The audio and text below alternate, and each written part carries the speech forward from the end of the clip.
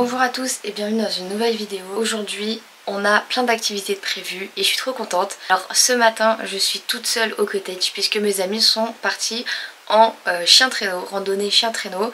Moi je l'ai pas fait parce que en fait je l'avais déjà fait en France et que c'était une activité qui m'avait beaucoup plu. Mais voilà, comme l'entièreté du voyage me coûte déjà hyper cher, j'ai préféré me focaliser sur les activités que j'aurai pas l'occasion de refaire de sitôt. Donc ce matin je vous emmène en randonnée pour vous montrer un peu les paysages qu'on a ici, parce que c'est quand même assez spécifique de se balader dans un endroit où tout est blanc blanc blanc. Cet après-midi on a la visite d'une ferme de rennes, donc on aura normalement l'occasion de les caresser, de les nourrir et surtout d'apprendre de leur histoire, et c'est vrai que ça m'intrigue de fou. Genre on n'apprend pas ça en cours de qu'est-ce qui s'est passé aux rennes, comment est-ce qu'ils sont arrivés là, tout ça. En fait on en apprend très peu sur l'histoire animalière de base. Et ce soir on a sauna dans les fjords en Norvège. Et oui, on est en Finlande, mais comme on est à la jonction des pays nordiques, on prend le car et on va jusqu'au fjord de Norvège pour aller faire un sauna là-bas et du coup aller se refroidir dans les fjords. Et ça c'est incroyable. Bon, pour cette activité je pense que je ne prendrai pas ma caméra. Je ne suis même pas sûre de vous filmer tant d'images que ça parce qu'il va faire très nuit et tout, mais j'essaierai de vous capter un maximum de choses. Déjà je vais vous montrer quand même comment est-ce que je m'habille ici. Déjà comme je vous l'ai expliqué, on est tellement au nord, enfin en fait on est tellement dans un endroit un peu perdu que même mon téléphone il n'a pas capté pour la météo où est-ce que j'étais. Mais en gros il m'a pris une ville qui est pas trop loin qui s'appelle Enontekiö. Et là il me dit qu'il fait -13 et un truc très particulier, si vous voyez bien ici, pour les heures de lever et de coucher du soleil, il y en a plus. Et oui, en fait c'est pas totalement vrai parce que les nuits polaires ici commencent dans quelques jours. Normalement on sera déjà reparti, mais c'est vrai qu'on arrive ici, qu'on a 1 ou 2 heures de soleil par jour maximum, et encore c'est très nuageux donc on a très peu de soleil. C'est vrai que c'est assez particulier quand même, mais bon ça fait partie du charme de la Laponie je pense. Donc je vous montre comment je m'habille et ensuite on part en randonnée. Je vous reprends avec mon téléphone parce que la caméra on voyait rien du tout, encore une fois problème de luminosité. Je vous reprends avec le micro comme ça, le son devrait pas être trop dégueu, j'espère, je croise les doigts. Donc du coup là ma première couche c'est sous-pull, enfin sous-vêtements déjà bien sûr, sous-pull thermique, collant, et à mes pieds en fait j'ai des chaussettes sous mes collants, sinon ils glissent et ça me fait mal. Deuxième couche je rajoute un pantalon thermique, legging thermique, et en dessous du legging je mets mes chaussettes de ski. Avant de mettre le reste de mes habits, je vais aussi m'attacher les cheveux. Ok, donc une fois que ça c'est fait et que tu ressembles plus à rien, en fait là c'est de la surcouche stratégique. Donc moi je commence toujours par mon cache-oreille. Ensuite je mets mon cache-cou. Ensuite je mets mon pull et je le mets après mon cache-cou, comme ça le col du pull vient vraiment capturer le bas du cache-cou et ça évite tous les courants d'air. Ensuite évidemment le pantalon de ski. Et enfin, dernière couche et pas des moindres, le manteau. Donc dans mon manteau, j'ai toujours ici dans ma poche antérieure, j'ai ma carte bancaire, un paquet de mouchoirs, un baume à lèvres et une crème pour les mains. Et après, j'ai mon téléphone, mes clés, j'ai mes gants, j'ai mes sous-gants. Je mets mes chaussures dans le vestibule là-bas et on y va. Je reprends ma caméra pour que vous ayez les meilleures images. Et voilà les gars, bienvenue en Laponie. Je sais pas si vous voyez bien, mais le ciel il est rosé, donc c'est à dire qu'il y a encore un peu de soleil. Donc voilà à quoi ressemble l'endroit où on réside. Donc là c'est notre petit chalet.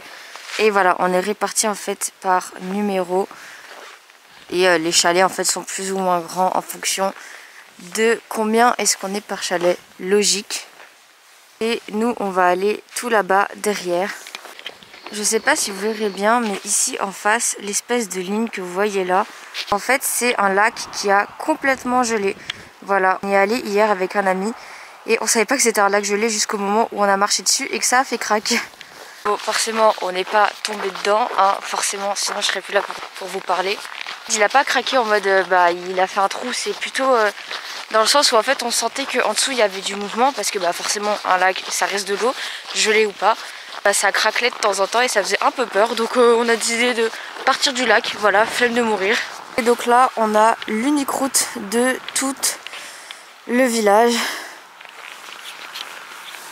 Voilà, il y a encore un peu des habitations, mais voilà où je vous emmène. Et en fait, il y a juste un chemin. Voilà, il y a un unique chemin. Donc tu peux pas vraiment te tromper, sauf s'il a beaucoup neigé. Mais voilà, je trouve ça super beau. Donc nous, en fait, on va continuer un peu plus loin là-bas. Comme ça, on va essayer d'avoir une vue sur le dessus de la montagne qui est cachée derrière les immeubles.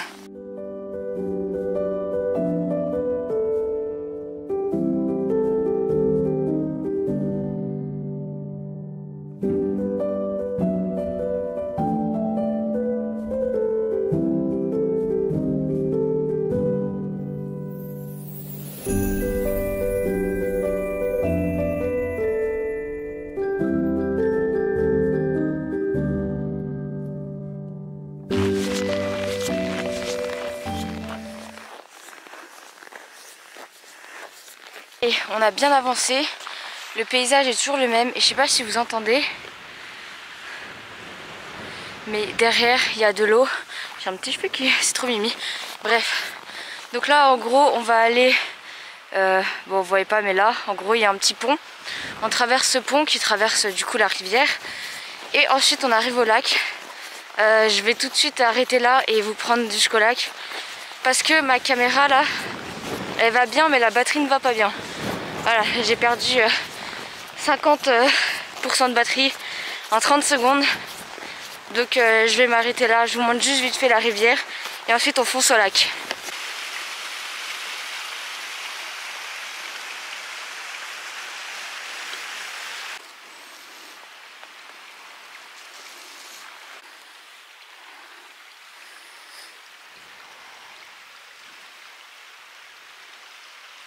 Et voilà le fameux lac qu'on était hier. Donc ça c'est une île sur le lac, de même que là-bas. Mais voilà, bon là il y a beaucoup de brouillard, donc vous voyez pas très bien. Mais voilà, en gros tout ça c'est un lac qui a complètement gelé. Je vais essayer de voir si je peux retrouver un des trous qu'on avait fait hier. Mais je pense que c'est mort parce qu'il y avait... Il a neigé et tout, donc je pense que ça s'est refermé depuis le temps. Et là où on a fait le feu, c'était là-bas. Mais il y a des gens qui sont en train de prendre leur pique-nique. Du coup, je vais pas aller les déranger. Mais en gros, voilà, c'est là où on a fait le feu. Et après, on a fait comme ça. Et on est allé pêcher là-dedans. Je me souviens que hier, c'était la galère. Parce que en gros, comme vous voyez, tout est blanc sur blanc. Et comme il faisait super noir, on n'arrivait plus à trouver le chemin pour rentrer. Voilà, parce qu'en fait, juste cette partie-là, juste derrière moi... en fait il n'y a pas vraiment de chemin, comme c'est le lac, tu sais plus où termine le chemin, où commence le lac. Donc à un moment t'as plus vraiment de traces à suivre, comme juste avant que je vous avais montré. Donc c'est un peu compliqué, du coup il faisait très très noir et tout. Et on avait froid surtout, c'était horrible. Mais on a fini par retrouver la route, donc c'est cool. Donc voilà, le lac gelé en Laponie. Je vous mettrai le nom du lac.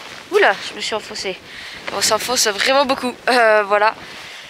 Mais donc voilà, je vous remettrai le nom du lac quelque part sur l'écran. Et je vais essayer de vous retrouver la montagne parce que en gros je l'ai vu tout à l'heure. Mais le brouillard est en train de se lever, donc on la voit de moins en moins. Et si jamais je la trouve pas, je vous mettrai une image à l'écran. Voilà, c'est parti pour rentrer. Enfin d'abord j'essaie de trouver les trous et ensuite je rentre. J'ai pas trouvé les trous qu'on avait fait. Et en vrai c'est logique parce que déjà hier quand on était en train de les faire, ils se rebouchaient instantanément. Genre il y avait beaucoup d'entre nous qui avaient leur canne à pêche qui était complètement coincée dans la neige à force d'avoir attendu parce que la glace ça va très très vite. Donc j'ai pas trouvé les trous et j'ai pas non plus trouvé la montagne que je voulais vous montrer parce que le brouillard s'est levé. Donc je vous mets une image maintenant. J'espère que vous entendrez pas trop mes bruits de quand je marche parce que ça avait quand même du bruit. Mais là j'avais pas pris le micro. Donc là j'ai plus beaucoup de batterie sur ma caméra, j'ai genre 9%. Donc là je rentre à la maison et sur le chemin du retour je vous capte un maximum d'images de tout ce qu'il y a autour de moi. Donc je vous mets la musique et je vous laisse admirer le paysage quoi.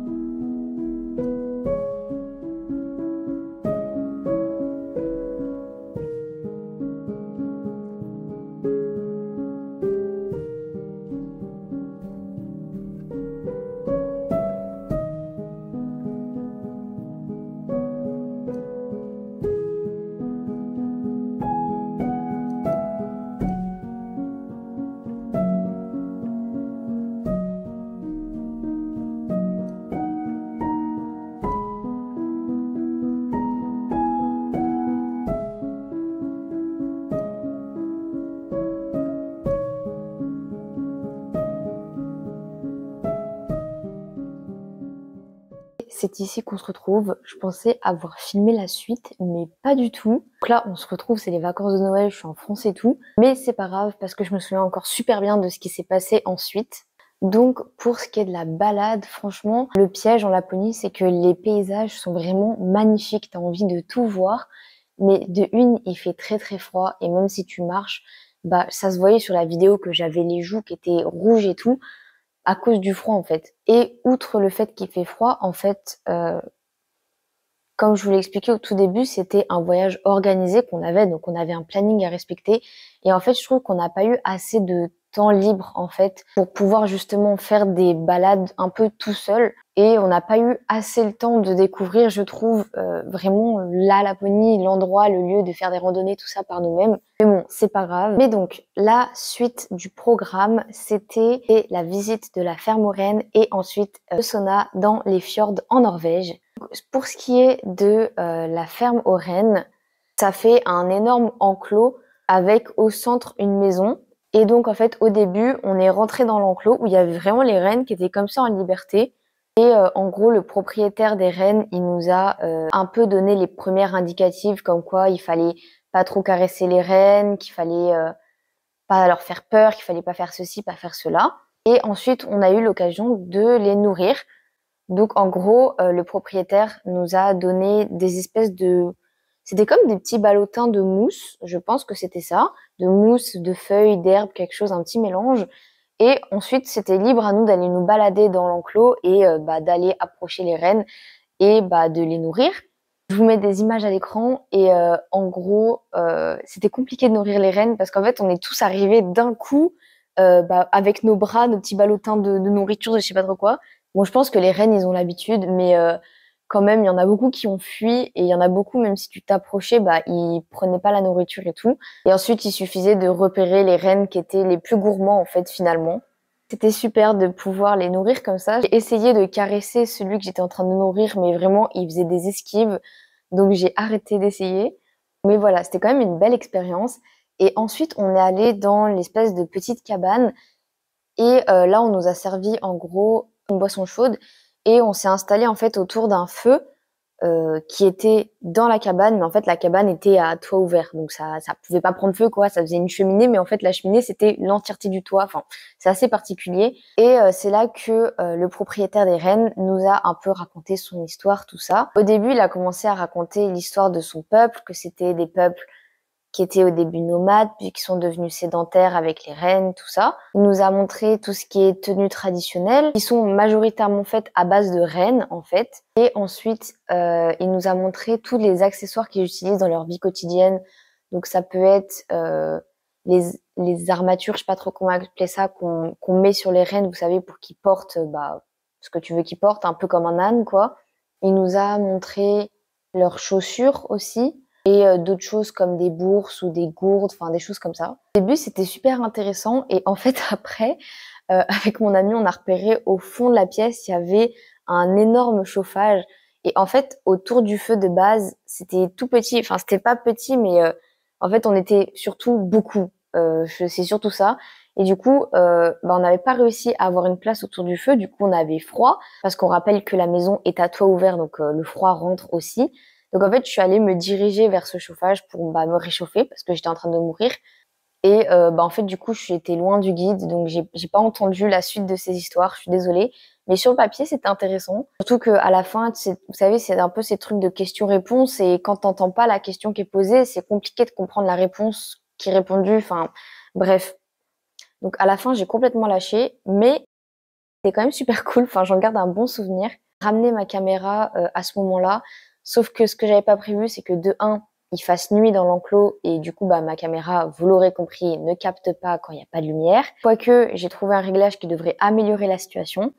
Et de deux, j'ai pas pensé qu'il ferait aussi froid. Et oui, je vous mets à l'image la seule image que j'ai captée avec ma caméra. Et c'est quand j'ai vu le retour photo que je me suis dit, c'est pas la peine. Genre c'est mort, je vais poser ma caméra et je vais la rapprocher le plus possible du chauffage pour que elle se remette bien parce que là ça m'a un peu fait paniquer. Je pensais qu'il y avait un truc qui avait gelé à l'intérieur et que j'avais cassé ma caméra, enfin bref. Donc voilà pour la partie ferme des rennes, donc c'était très sympa. Encore une fois j'ai pris cette activité parce que c'est quelque chose que tu peux faire un peu que en Laponie, là à pas beaucoup d'endroits dans le monde. Et ensuite la fin de la journée elle s'est terminée avec le sauna dans le fjord. Mais en fait, ce qui s'est passé, c'est que entre l'activité des rennes et l'activité des fjords, on avait une demi-heure de latence. Et dans cette demi-heure, il fallait qu'on rentre à nos cottages, qu'on mange, qu'on se change et qu'on aille au point de rendez-vous pour le bus. Donc en fait, on a sprinté. Ensuite, on a pris le bus direction la Norvège.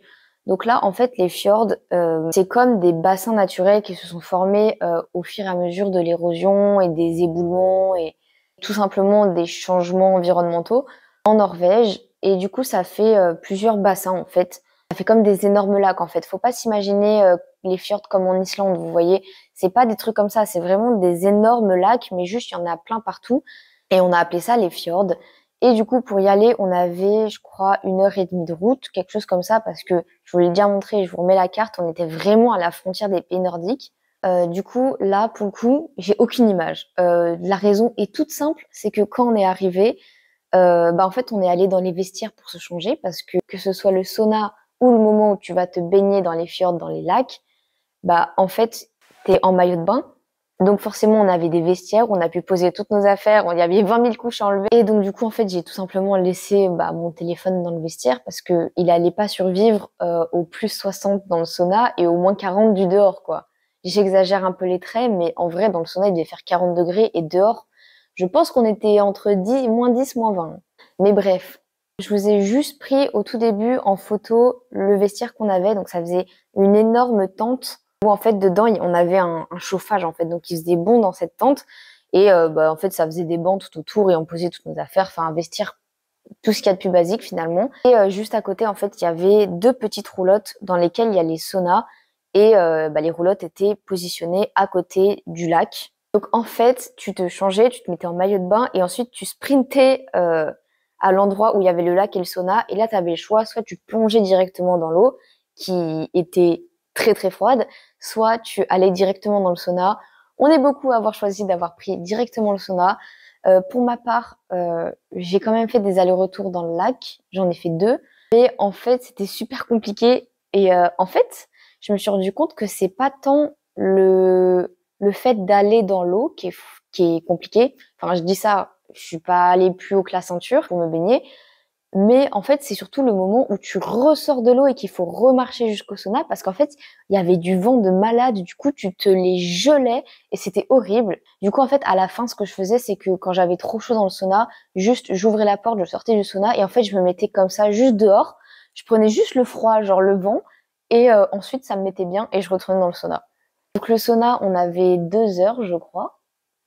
Et en vrai, c'est amplement suffisant parce que ce soit le sauna ou aller se baigner dans l'eau, c'est épuisant, en fait, littéralement, parce que du coup, le sauna, de par la chaleur, ça ralentit ton rythme cardiaque, ça t'épuise parce que t'es en manque d'air, parce que dans le sauna, c'est de l'air hyper sec, tu respires de la fumée, c'est horrible. Et le choc thermique avec le froid, ça recontracte tout ton corps. Il se met en alerte rouge, il faut réchauffer tout ça. Ton rythme cardiaque, il se réaccélère.